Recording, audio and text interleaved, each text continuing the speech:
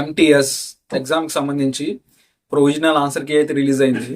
So ఈ provisional answer key ద్వారా ఎవరైతే ఎగ్జామ్ రాశారో వాళ్ళు పెట్టిన ఆన్సర్స్ కరెక్టో కాదో తెలుసుకోవచ్చు. అండ్ అదేవిధంగా వాళ్ళకి ఎన్ని మార్క్స్ వస్తాయో ఒక అంచనాకు రావచ్చు. ఇక్కడ ఇంకో విషయం ఏంటిదంటే ఈ ప్రొవిజనల్ ఆన్సర్ కీ అనేది ఫైనల్ ఆన్సర్ కాదు. So final answer key release చేస్తారు తర్వాత. సో ఈ ప్రొవిజనల్ ఆన్సర్ కీ ఎందుకు రిలీజ్ చేశారంటే ఫీడ్బ్యాక్ మీ నుంచి ఎవరైతే ఎగ్జామ్ రాశారో ఆ క్యాండిడేట్ నుంచి ఫీడ్బ్యాక్ అండ్ వాళ్ళ నుంచి వచ్చే కామెంట్స్ తీసుకొని ఏమన్నా మిస్టేక్స్ ఉంటే సరి చేసుకొని ప్రొవిజనల్ ఆన్సర్ కీ పేపర్లో తర్వాత ఫైనల్ ఆన్సర్ కీ పేపర్ అనేది రిలీజ్ చేస్తారు. సో ఈ ఫీడ్బ్యాక్ అంటే ఏంటిది, అది ఎలా ఇవ్వాలి, సో ఈ ఆన్సర్ కీ గురించి, ఈ ప్రొవిజనల్ ఆన్సర్ కీ గురించి మొత్తం వీడియోలో క్లియర్ ఎక్స్ప్లెయిన్ చేస్తా. సో వీడియోలో ఇన్ఫర్మేషన్ మీకు చాలా అంటే చాలా యూజ్ అయింది. సో ఫస్ట్ అయితే మీరు ఈ వీడియోని లైక్ చేయండి, ఎందుకంటే మీరు కొట్టే లైకే నాకు మోటివేషన్ ఇస్తుంది. సో మీరు లైక్ కొట్టారనుకుంటున్నా. సో అండ్ మిస్ చేయమాకండి, చివరి వరకు చూడండి, ఎందుకంటే ఇన్ఫర్మేషన్ మీకు చాలా అంటే చాలా యూజ్ అయింది. అండ్ ఎవరైతే నా ఛానల్ కొత్తగా చూస్తున్నారో వాళ్ళు తప్పకుండా నా ఛానల్ సబ్స్క్రైబ్ చేసుకోండి ఇలాంటి మంచి వీడియోస్ కోసం. అండ్ సబ్స్క్రైబ్ చేసుకొని పక్కన ఒక గంట సింబల్ ఉంటుంది, దాన్ని నొక్కండి.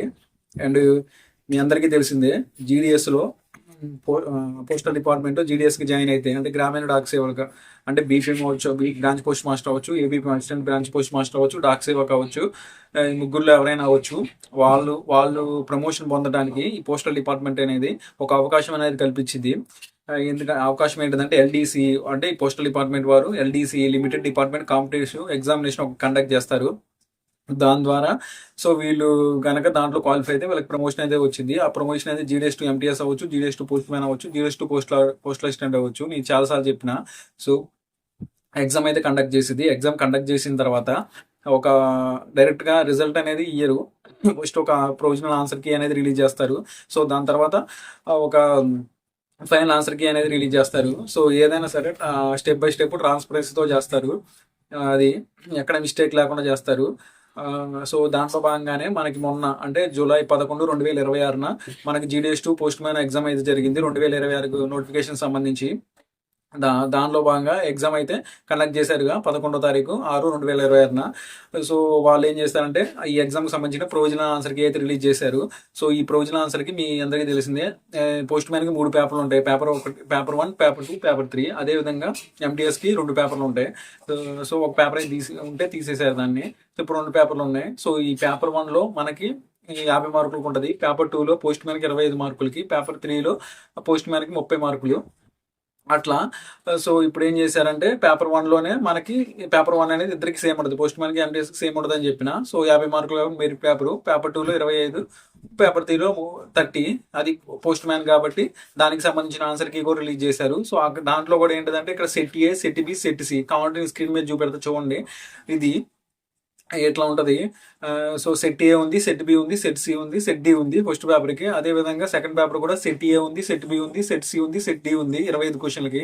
అండ్ థర్డ్ పేపర్లో కూడా సెట్ ఏ ఉంది, సెట్ ఏ అంటే సెట్ ఏ పేపర్ ఒకరికి వస్తుంది, సెట్ బి పేపర్ ఇంకొకరికి వస్తుంది, సెట్ సి పేపర్ ఒకరికి వస్తుంది, సెట్ డి పేపర్ ఇంకొకరికి వస్తుంది. సో ఈ పేపర్లు ఏంటిదంటే ఇప్పుడు సెట్ ఏలో ఫస్ట్ క్వశ్చన్ ఉంటే సెట్ బి వాళ్ళకి అది 4వ క్వశ్చన్ అయింది. అట్లనే సెట్ సి వాళ్ళకి అది 3వ ప్రశ్న అనుకోండి, సెట్ డి వాళ్ళకి అది 8వ ప్రశ్న లాగా వస్తుంది. అట్లా జంబ్లింగ్ లాగా ఉంటుంది, అందుకనే సెట్లు అనేది ఉంటుంది. అంటే ఫస్ట్ నేను కూర్చుంటా, నా వెనక వేరే వాళ్ళు కూర్చున్నాను అనుకో, నాకు సెట్ ఏ వస్తే అతనికి సెట్ బి కానీ సెట్ సి కానీ వచ్చింది అనుకోండి. సో ఫస్ట్ క్వశ్చన్ నాకు 1వ క్వశ్చన్ అయినప్పుడు నా ఫస్ట్ క్వశ్చన్ నాది 1, సో నా ఫస్ట్ క్వశ్చన్ ఆయనకి 5వ క్వశ్చన్ అయి ఉండొచ్చు. సో ఇలా జంబ్లింగ్ అనేది చేస్తూ ఉంటారు. సో అందుకని సెట్ లైన్ రిలీజ్ చేస్తారు, మీ అందరికీ తెలిసి ఉంటుంది అనుకున్నా. సో దాని ప్రకారం మీరు చూసుకోవచ్చు మీకు ఏ సెట్లో ఏ క్వశ్చన్ ఉందో. సో ఇట్లా ఉంటుంది పేపర్ అనేది చూపెట్టాక స్క్రీన్ మీద. సో అది సో ఇక ఫీడ్బ్యాక్ విషయానికి వస్తే, ఈ ఫీడ్బ్యాక్ అంటే ఏంటిదంటే ఇది ఎందుకు ఇవ్వాలి మనం.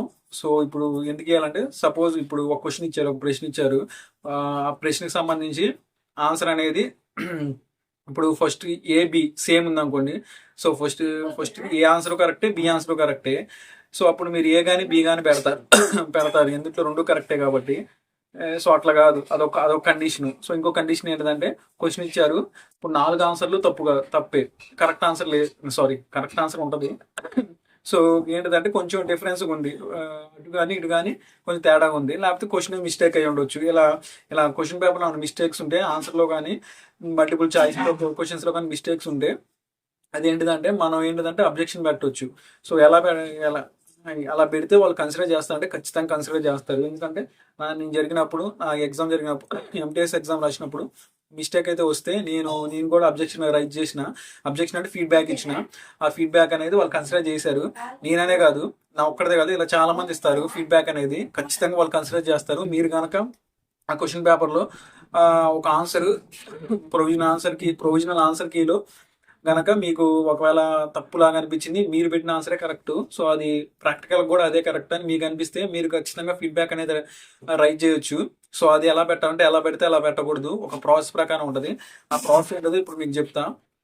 సో ఆ ప్రాసెస్ ప్రకారం పెట్టాలి. ఆ కామెంట్స్ స్క్రీన్ మీద కూడా చూపెడతా. సో ఇలా ఉంటుంది. అండ్ ఇంకో విషయం ఏంటిదంటే ఈ కీ పేపర్ అనేది నేను పీడిఎఫ్ లాగా పెడతా ఈ వీడియో కింద డిస్క్రిప్షన్లో. సో మీరు సెట్ ఏ, సెట్ బి, సెట్ సి వాళ్ళు కూడా, సెట్ సి, సెట్ డి వాళ్ళు కూడా చూసుకోవచ్చు. సో ముగ్గురు, పేపర్ 1, పేపర్ 2, పేపర్ 3. సో నా వీడియో కింద డిస్క్రిప్షన్లో ఉంటుంది. అండ్ ఫీడ్బ్యాక్ సంబంధించింది కూడా ఇదే ఆ పీడిఎఫ్లోనే ఉంటుంది. ఎలా పెట్టాలి ఏంటది అనేది ఆల్రెడీ పైన మెన్షన్ చేస్తారు దాంట్లో వాళ్ళు ఎలా ఫీడ్బ్యాక్ పెట్టాలని.